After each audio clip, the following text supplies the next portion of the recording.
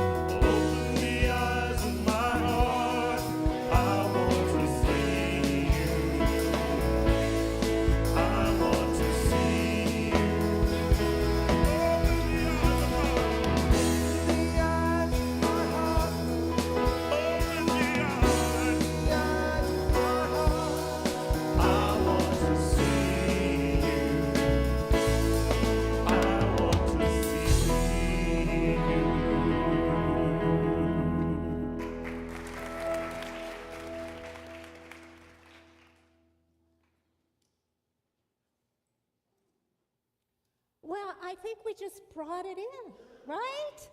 There's the eyes of my heart lifted up, looking at all of your faces. I'm Reverend Cynthia Vermillion-Foster, the transitional minister here at Unity Church of the Hills.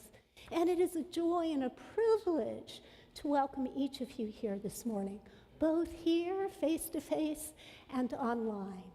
I want you to know that your presence here matters and that it makes a difference. And before we move any further forward, I just need to take a moment and acknowledge the incredible welcome that I have received from this congregation. So many people have come forward to support me and help me and tell me which direction to go, and I appreciate all of it.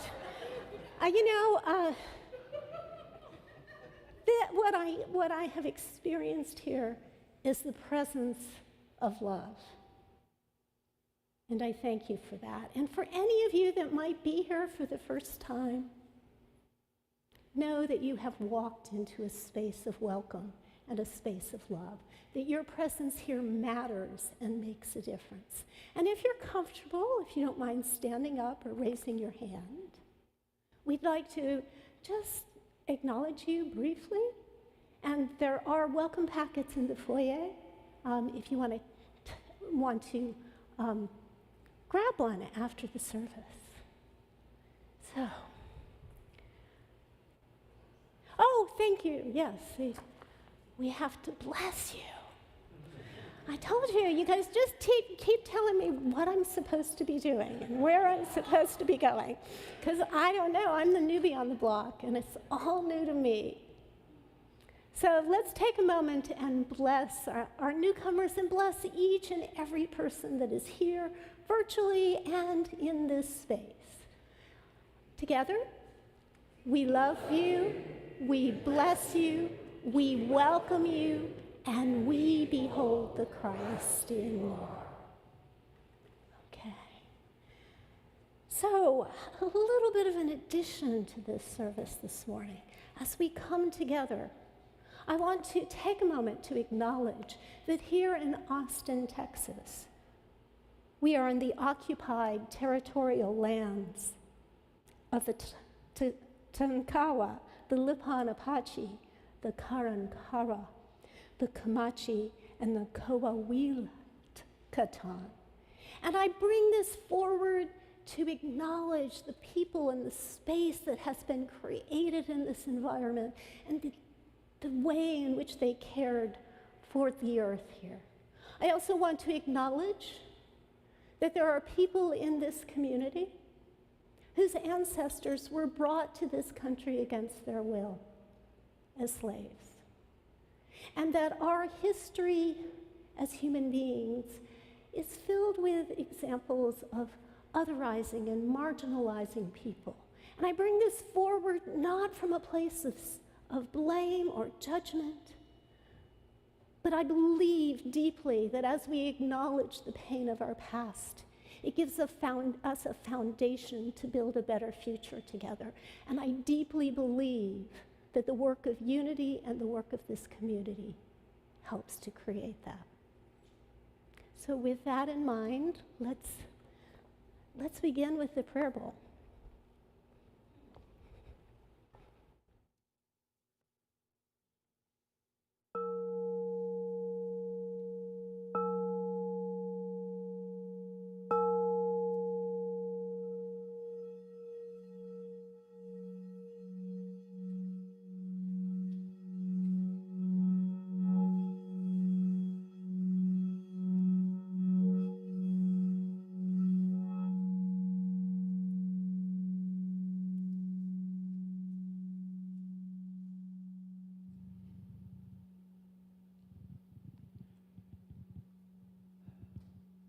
As our own personal prayer before I share a prayer with you, I ask that we invest 60 seconds in thinking of blessing, loving those in Allen, Texas, and all that they have experienced.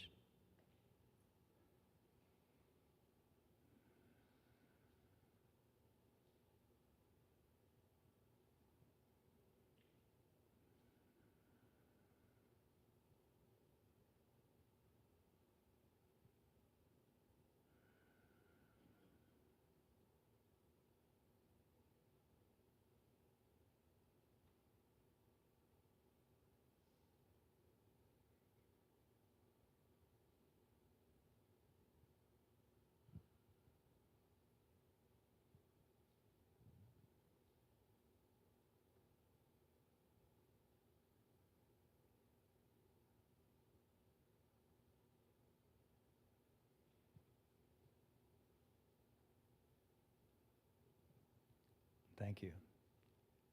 Given all that has gone on and all that Reverend Cynthia shared with us a moment ago, and the fact that today's A Course in Miracles lesson is there is no love but God's, I want to share with you a prayer by Reverend Karen Romastan, the prayer of love. Divine Spirit that is love joins us together as one. Creator and creation are joined in love through all eternity. All humanity is bound by the thread of love that connects all beings, all that moves upon the earth and through the sky as one. Claiming our oneness, we live life awakened to the awareness of the deep, abiding love that is God. We hold love as our divine inheritance and remind ourselves often that God is love. Therefore, we are love. Love is our countenance as we walk through the moments and hours of our days. We embody love that sees good until good is what appears in our lives. We hold a posture of love by opening our hearts with compassion and loving kindness to all our world and all its inhabitants. We are grateful for love that is made manifest through God expressing as creation. We let it be so that it can become. Amen.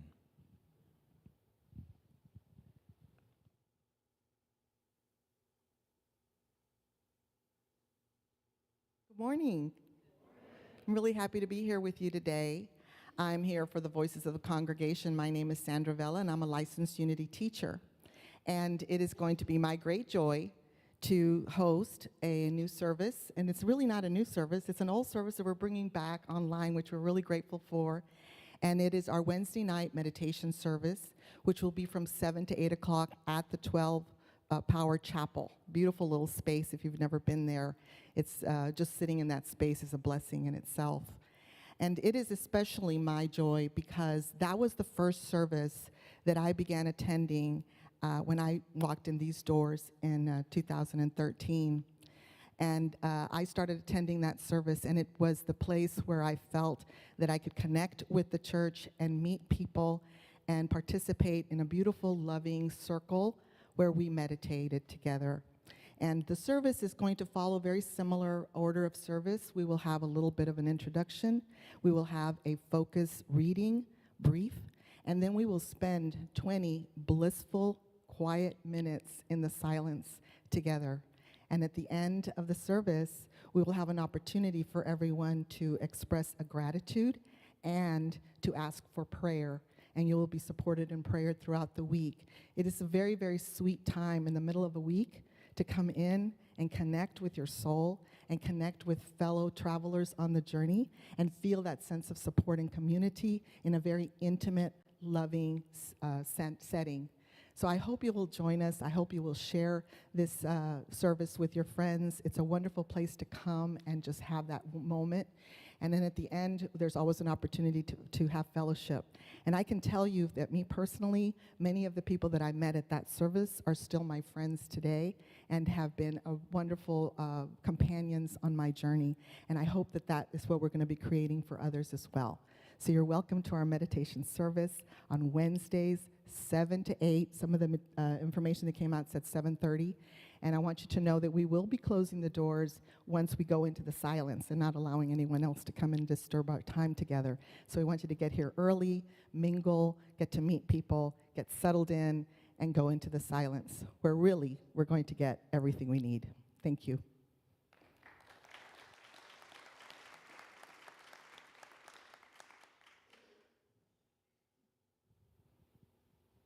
Good morning again.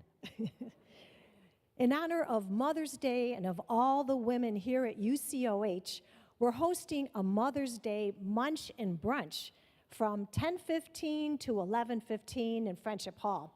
And light foods and tea will be served. So in addition to Mother's Day Munch and Brunch, our bookstore will be having a 25% off sale on Mother's Day. So if you need a one-of-a-kind gift for mom, and just take advantage of the sale and the wonderful opportunity to show mom you love her and save money in the process. Of course, that's good. The registration deadline to sign up for the multifamily garage sale is May 31st.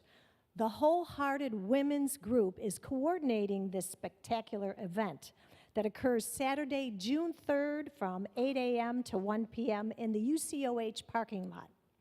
Visit unityhills.org for vendor fees and details. 100% of the vendor fees will be going to UCOH, so that's a great thing, so sign up. Register online or fill out a registration form in the foyer. Let's see what we have here. Okay, trance and meditation. Taught by Devin Hornby, licensed massage therapist and highly rated and regarded healing arts practitioner, this class is dedicated to promoting a lifestyle that is in accord with the universal principles of ecstasy, integrity, inner strength, and personal transformation. So join Devin Sunday, May 21st from 3 to 5:30 p.m. in Legacy Suites in Unity Oaks. And also, 100% of the $60 fee also goes to our church. So sign up.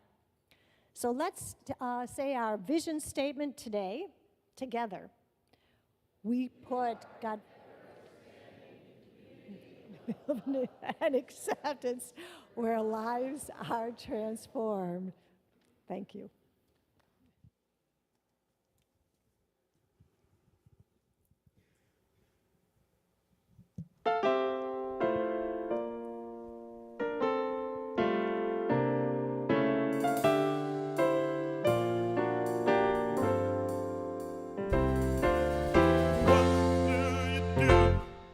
When you've done all you can, and it seems like it's never enough. And what do you say when your friends turn away and you're all alone, all alone? Tell me, what do you give when you've given your all and it seems like you can't make it through? Well, you just stand when there's nothing left to do. You just stand, watch the Lord see you through. Yes, after you've done all you can, you just stand.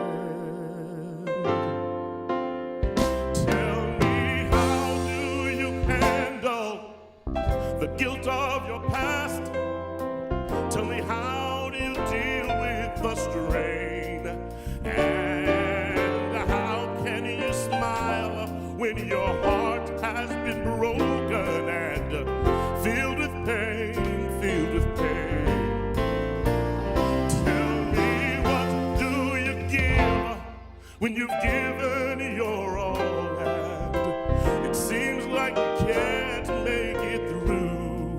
Child, you just stand when there's nothing left to do. You just stand, watch the Lord see you through. Yes, after you've done all you can, you just stand and be sure, be not entangled in that bondage again. You just stand, stand and endure. See, God has a purpose. Yes, God has a plan. Tell me, what do you do when you've done all you can and seems like you can't make it through? Child, you just stand, you just stand, you just stand, oh, you just stand, oh, standing through your storm, standing through your rain, stand through the hurt, oh, and stand through your pain. Don't you stop, and don't you bend, oh, don't give up, and don't give in. You just hold on, just be strong. God will step in, and it won't be long. After you've gone through your hurt, after you've gone through your pain, after you've gone through the storm, after you've gone through the rain,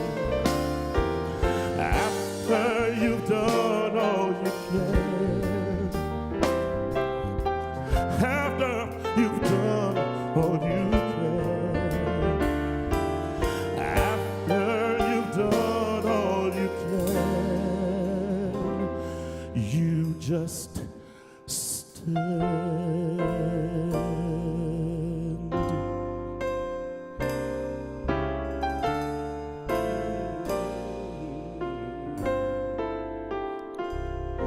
You just stand.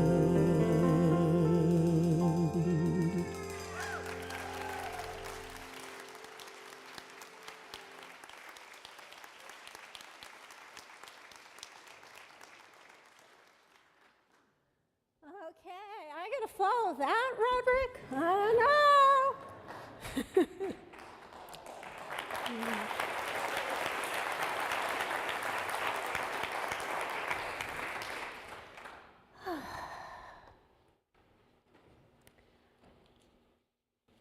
So, who are you? What is your name? Those are questions we all kind of use on a regular basis, right? I've actually had a lot more opportunity to do that since I got here. But usually we respond very simply, my name is Cynthia. But sometimes we go a little bit deeper. Sometimes we talk a little bit about, the roles we play. I'm a minister, I'm a dancer, I'm a musician, I'm a photographer, I'm a mother, I'm a father, I'm a parent, a partner, an engineer. And sometimes we might take it a little bit deeper, and we begin to speak to our passions, our joys, our doubts, our fears. And if we go deep enough, we might even begin to tell a bit of our journey through life, a bit of our personal history. So those questions are not so simple. Not so simple as they first appear, are they? Indeed, the question about who we are has intrigued humankind throughout history.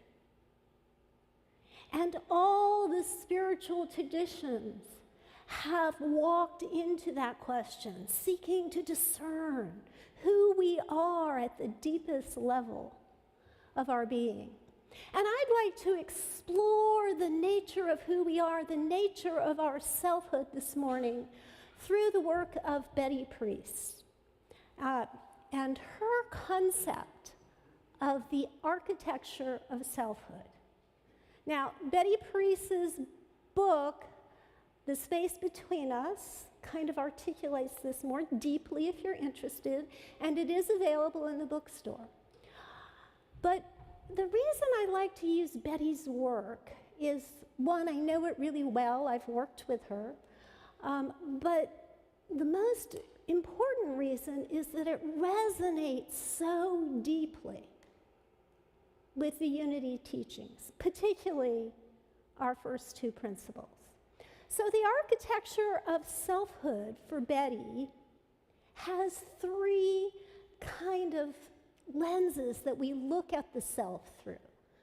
The first is the descriptive self, this container that we were blessed with when we entered this physical plane. And that container is unique. It resonates with our second principle, that we are an individualized expression of God. And so we all come with different characteristics, different ways of looking at the world. We have a different appearance. We also have differences in our life's journey that help inform us a bit. And so that also is part of the descriptive self, because the descriptive self evolves, and it grows, it learns along this journey. And some of what it learns, we might need to unlearn a little bit.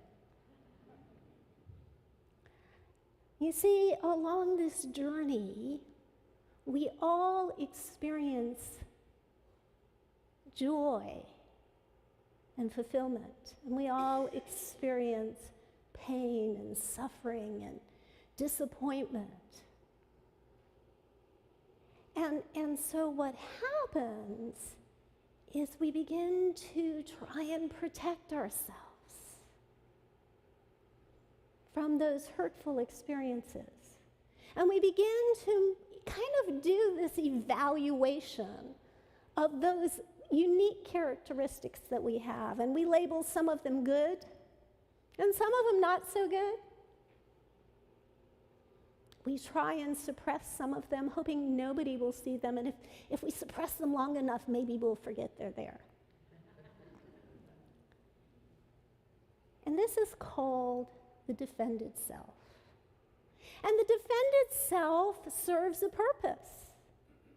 It serves to protect us. But you see, the defended self has a tendency to create walls of separation, boundaries against the unsafe world out there. It begins to shut us in and to make us less than our true selves.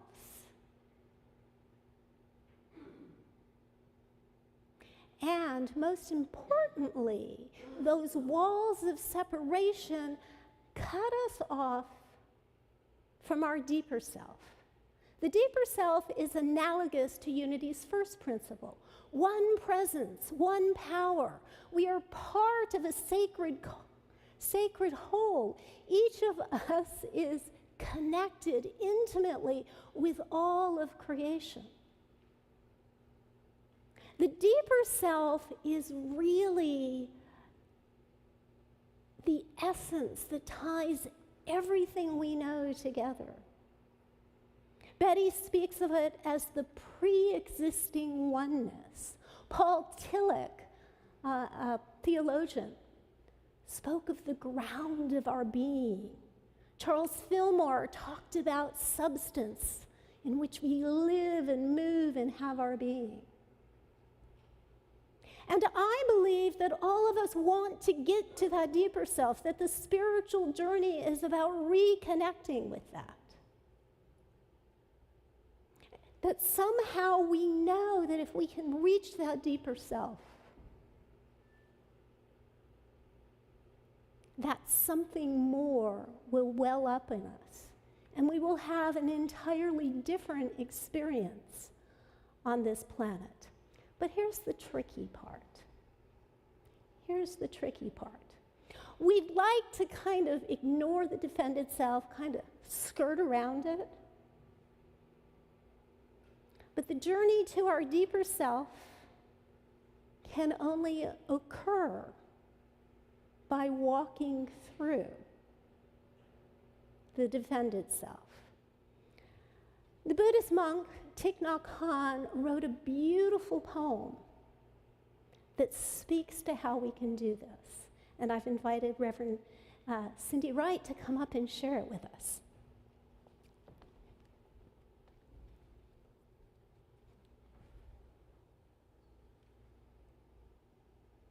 Please call me by my true names, Thich Nath Hahn. Don't say that I will depart tomorrow. Even today I am still arriving. Look deeply. Every second I am arriving to be a bud on a spring branch, to be a tiny bird with still fragile wings, learning to sing in my new nest, to be a caterpillar in the heart of a flower, to be a jewel hiding itself in a stone. I still arrive in order to laugh and to cry, to fear and to hope. The rhythm of my heart is the birth and death of all that is alive. I am the mayfly metamorphosing on the surface of the river, and I am the bird that swoops down to swallow the mayfly. I am the frog swimming happily in the clear water of a pond. And I'm the grass snake that silently feeds itself on the frog. I'm a child in Uganda, all skin and bones, my legs as thin as bamboo sticks. And I'm the arms merchant selling deadly weapons to Uganda. I'm the 12-year-old led refugee on a small boat who throws herself into the ocean after being raped by a sea pirate. And I am the pirate, my heart not yet capable of seeing and loving. I'm a member of the Politburo with plenty of power in my hands. And I'm the man who has to pay his debt of blood to my people dying slowly in a forced labor camp. My joy is like spring, so warm it makes the flowers bloom all over the earth. My pain is like a river of tears, so vast it fills the four oceans. Please, call me by my true names so I can hear all my cries and my laughter at once, so I can see that joy and pain are one. Please, call me by my true names so I can wake up and so the door of my heart can be left open, the door of compassion.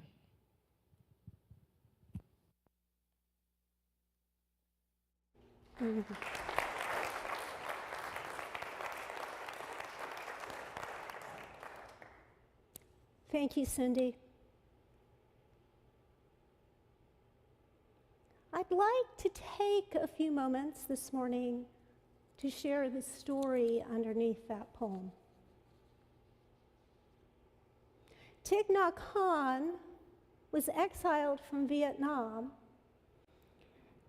and moved to France, where he founded Plum Village. And at Plum Village, they heard many stories coming out of Vietnam. Among them, the story of a 12-year-old girl who was raped by sea pirates and threw herself into the ocean and drowned. Thich Nhat Hanh wrote this poem in response to the meditation that he entered after learning of that story. And he says, we are tempted to take the easy route and to side with the young girl. It is only natural to do so and to feel anger at the pirate. We might even be tempted to take a gun and shoot the pirate, thinking we've solved the problem.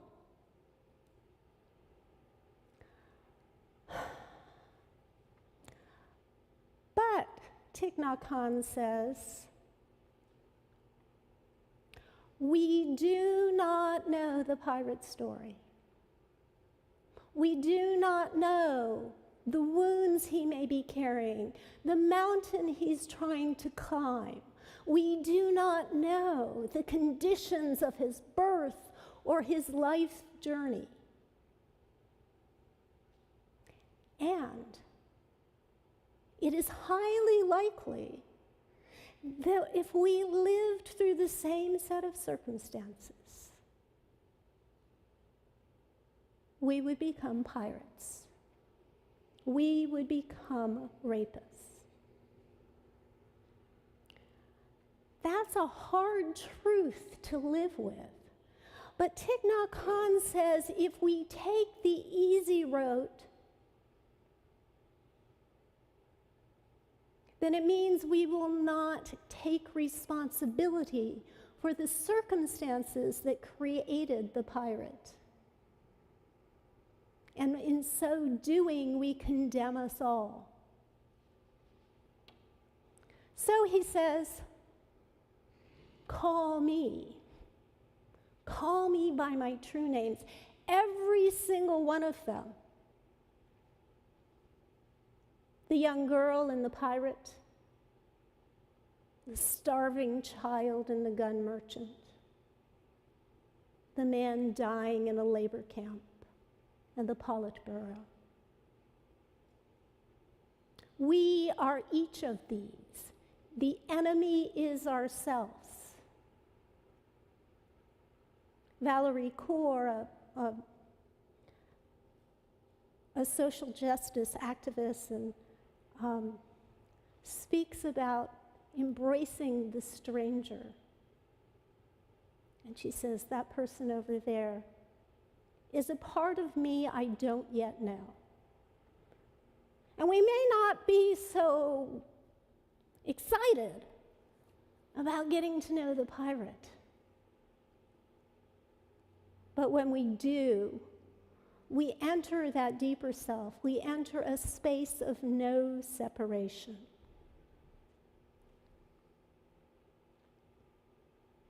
Allow me to personalize this. A couple of years ago, an individual hurt me very deeply. There was a deep sense of loss and grief and hurt and pain and a lot of anger. And when this event occurred, I said, I don't want this to define me. I don't want the anger and the pain to solidify within me and become part of how I show up in the world. So I began to pray. I began to send love to this individual. I worked on forgiveness, and it was a long journey. It took time. It took persistence. But gradually, those feelings began to ease. And there was more work to do. It was really interesting to look at what I was doing and to recognize that I was sending all kinds of love to this other person and almost none to myself. So I began to work on myself. I began to wrap myself in self-compassion.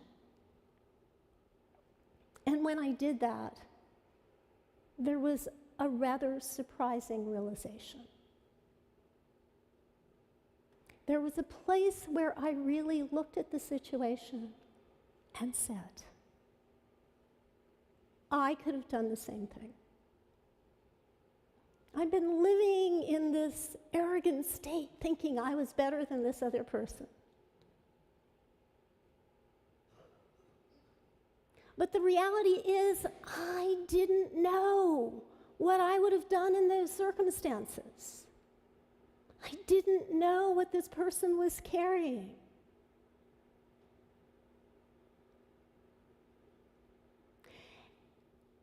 And here's the incredible part. The more I began to realize that, the more I broke open. And the healing was not just about me. It was not about fixing a situation that someone else had perpetrated on me, but it was about regrounding in a wholeness that included everyone. In many ways, the healing journey is always a collective journey because we are one. Separation is not our natural state, and we long to recover from it, and it is sometimes a difficult journey. But it was really interesting to me. Several years ago, I was reading about this woman that was working with victims of domestic abuse.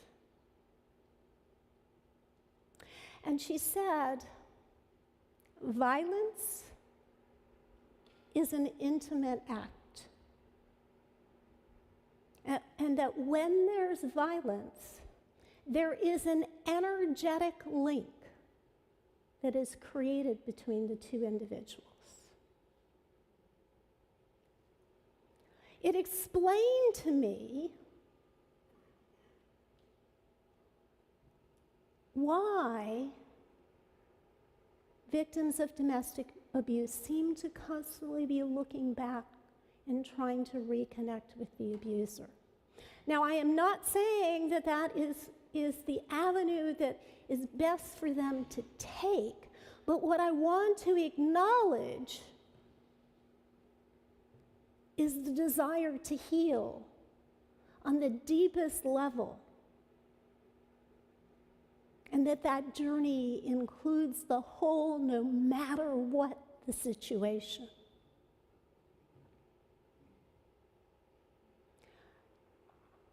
There's one more point I'd like to make this morning.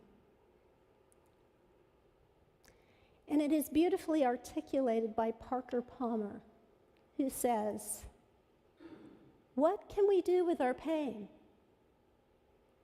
How might we hold it and work with it? How do we turn the power of suffering toward new life?" The way we answer those questions is critical, because violence is what happens when we don't know what else to do with our suffering. Violence is what happens when we don't know what else to do with our suffering. That violence could be physical, but it could be emotional. It could be our words. It could be the lies we spread about other people. But the point is that what is not transformed and healed gets transferred. And for me, that calls me to a deep level of responsibility for what I place in the world and for the work I do on an ongoing basis to heal the hurt places in me. We are interconnected. If there's pain and hurt and judgment buried in my body and soul, it will show up and it will hurt others. If I transform it, I create the space for transformation for others. And when I do that, I can look out in the world and I can see in every face the face of God. Namaste.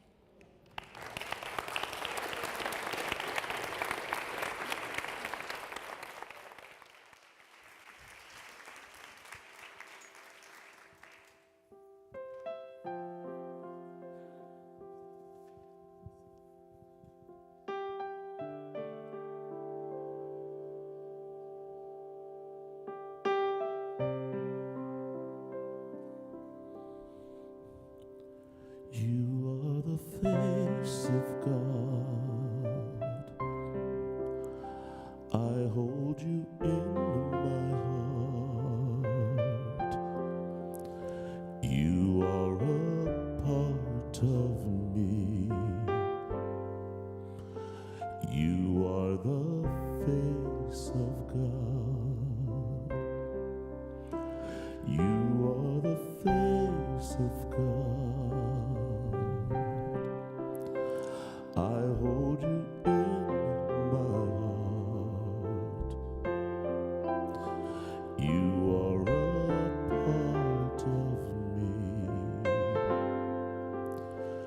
You are the face of God. You are the face of God. You are the face of God.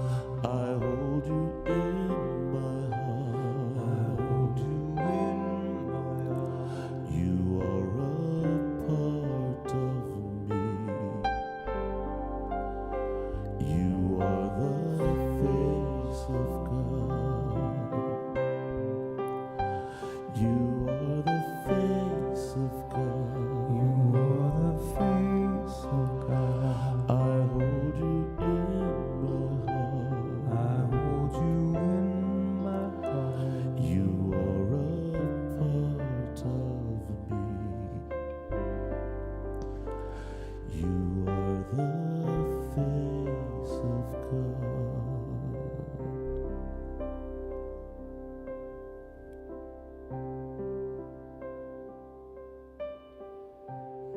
Before we go into meditation, take a look around you.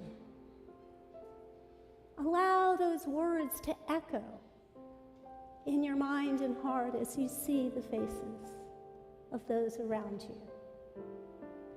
You are the face of God. I hold you in my heart. You are a part of me. You are the face of God. And now let's take it inward. Close your eyes if it's comfortable, and hear those words reverberate in your being. You, every single one of you, is the face of God. I hold you in my heart. You are a part of me. You are the face of God. And now say it to yourself. I am the face of God. I hold that truth in my heart. I recognize that I am part of the whole. I am the face of God.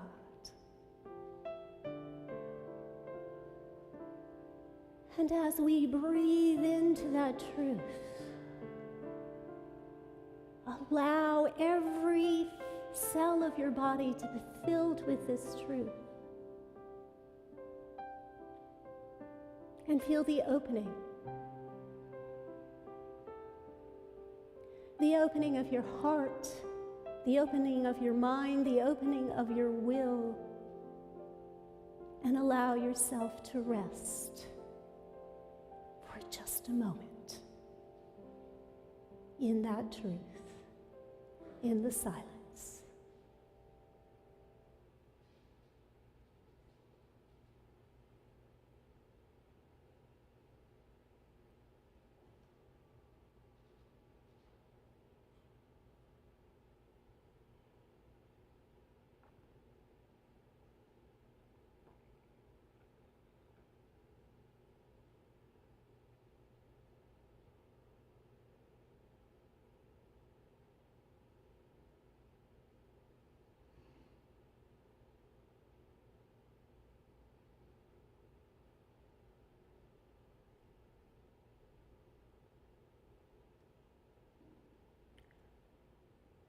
We are the face of God. We are the expression of the wholeness of God. We are here to be the presence of love and healing and wholeness. And this morning we say yes. Yes to that journey. Opening ourselves fully and completely to the movement of Spirit in our lives. And we say thank you, God, and so it is. Amen.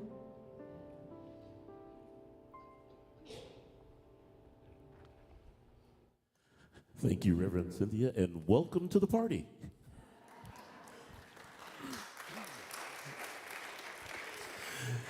It's now that time of our service where we are allowed the opportunity and the joy to give as we have been given to. And as the ushers come forth, there are multiple ways of giving. You can give online.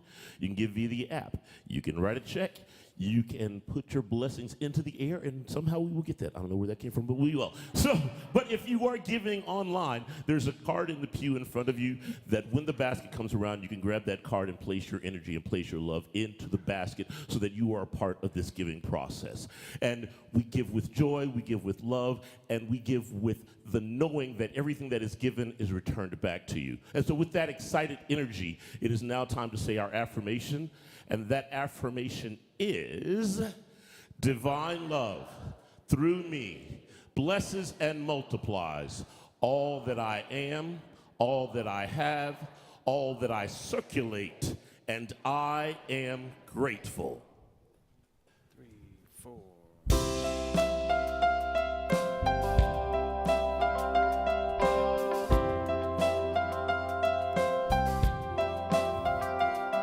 It's the hardest thing to give away, and the last thing on your mind today. It always goes to those who don't deserve. It's the opposite of how you feel when the pain they cause is just too real. Takes everything you have to say the word forgiveness. Forgiveness. It flies in the face of all your pride. It moves away the mad inside. It's always anger's own worst enemy. Even when the jury and the judge say you've got a right to hold a grudge, it's the whisper in your ear saying, set it free. Forgiveness. Forgiveness. Forgiveness. Forgiveness.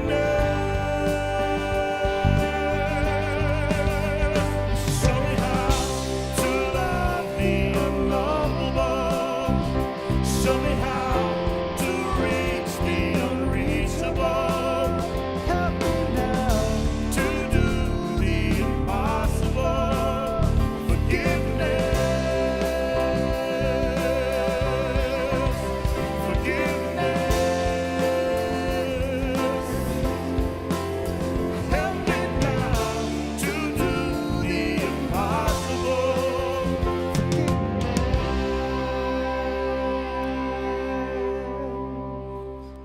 It'll clear the bitterness away. It can even set a prisoner free. There's to an end to what its power can do. So let it go and be amazed by what you see through eyes of grace. The prisoner that it really frees is you. Forgiveness. Forgiveness.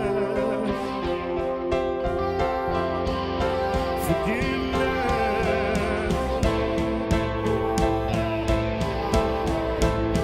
Forgiveness.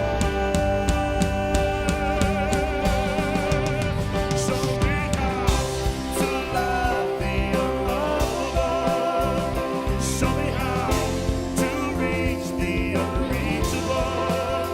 Help me now to do the impossible. Forgiveness. Show me how to see what your mercy sees. Help me now to give what you give to me. Forgiveness. Forgiveness.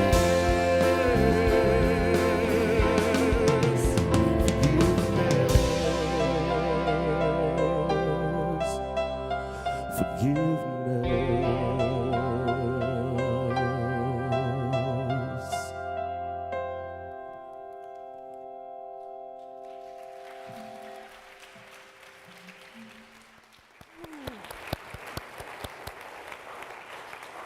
Thank you all. Thank you all so much. That was beautiful. Oh, there you are. So let's just take a moment and just allow our hearts to fill with love, to feel our connection with the infinite. And as we do so, we open ourselves in gratitude and joy for these gifts that have been given to this community. We bless them, we see them multiplying, we see them going forward and creating healing and wholeness throughout the planet. And for this, we give our grateful, grateful thanks and our amen.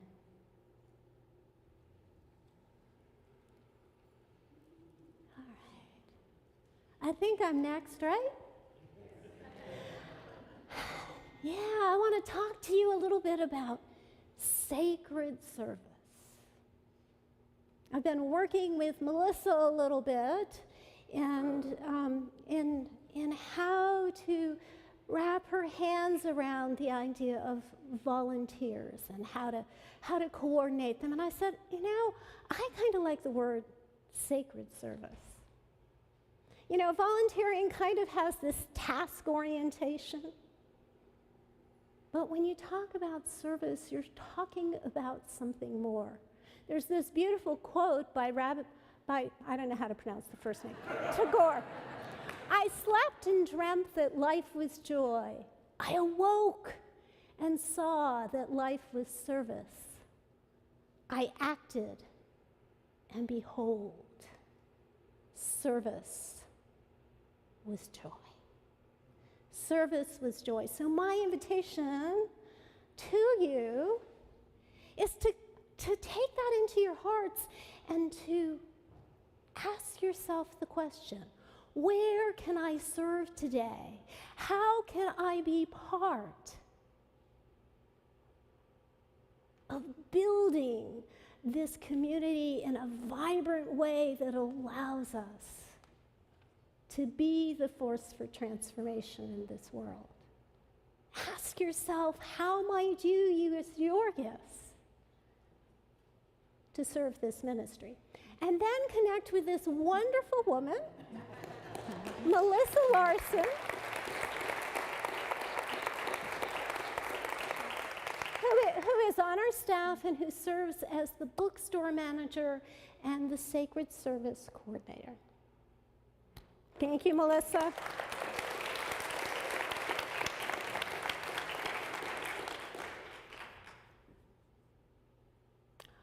Another way to serve is the transition team. Some of you have heard about it. The transition team will be working intimately with me about an hour to an hour and a half a week throughout the transition process. The transition team is made up of people nominated by the congregation. And yes, you can nominate yourself. And we're going to ask you to do that online. It's just easier to collate it. I want to tell you a little bit about what it means to serve on this team. The idea of this team is that it helps me stay connected to the pulse of the community, as well as working with me in developing processes to aid the transition and help me implement it. So I'm not doing it all alone, and so that your voices are part of that. So, because I'm really wanting to engage a full component of the community, this team does not include members of the board or staff or their significant others. If you end up serving on this team, you will not be eligible to run for the board in the fall or to be part of the search team at the end of this process. What I'm asking for you to do is nominate these individuals based on your understanding of their connection with this community, their commitment to this community, and their willingness to be in the discomfort of moving through what will sometimes be an uncertain and messy process, holding always to the sacredness of this process. Okay, so make sure you vote, and I'll be looking at all of that and weaning it down to 8 people. Okay? Oh, there's something else I need to do. Is Diego in the room?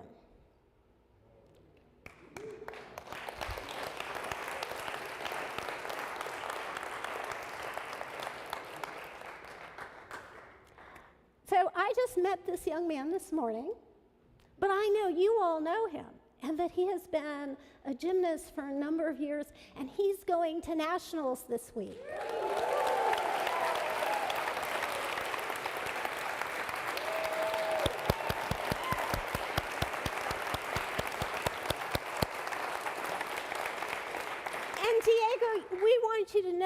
don't go alone, that this community goes with you, that we're holding you in our hearts, and we're seeing you 6 on 6. Yep. That's what I've been told to say by his mom. And so and you guys say this blessing a little bit different than I do, so I'm going to ask you to lead. Diego. We love you, we bless you, we appreciate you, and we behold the Christ you are. Have a great trip.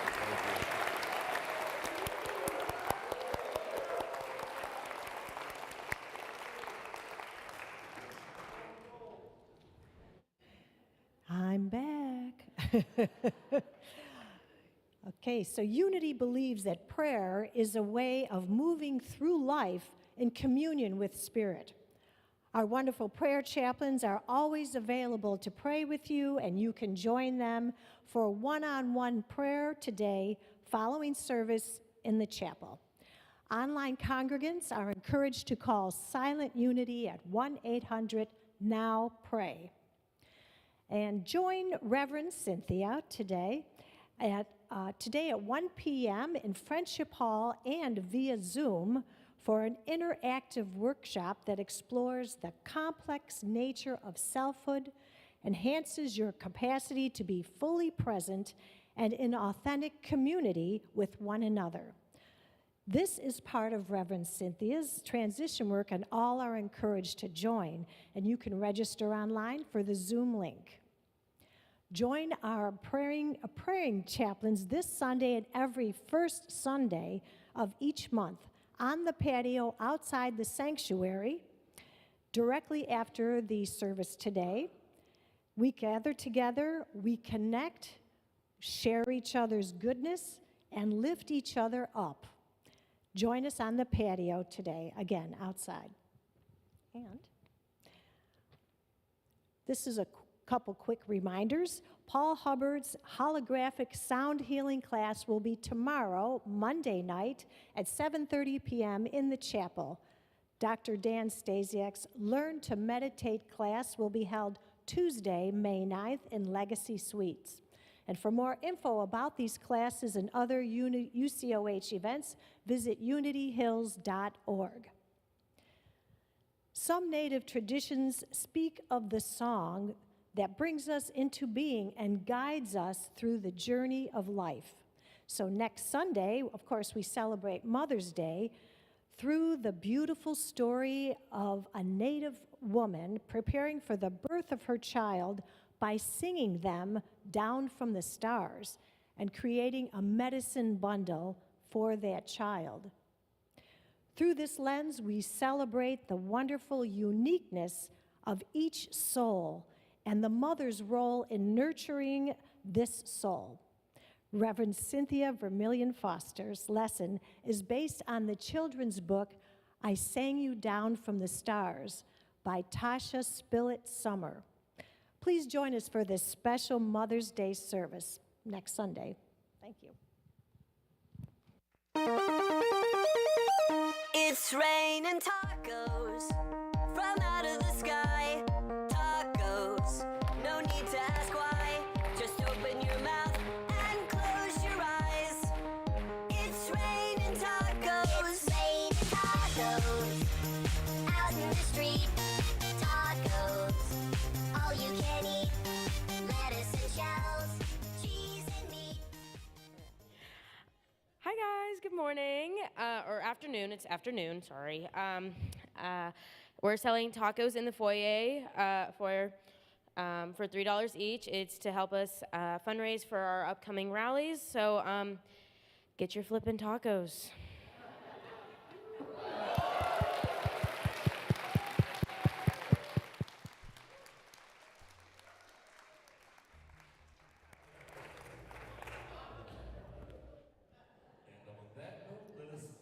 And sing our closing song without flips.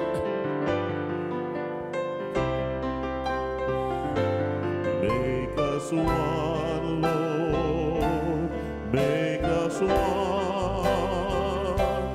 Holy Spirit, make us one. Let your love flow so the world will know we are one in you. Let your love flow so the world will know we are one in you.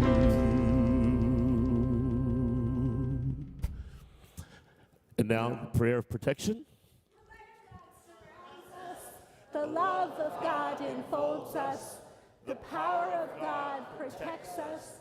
The presence of God watches over us. Wherever we are, God is, and all is well. Have a great week.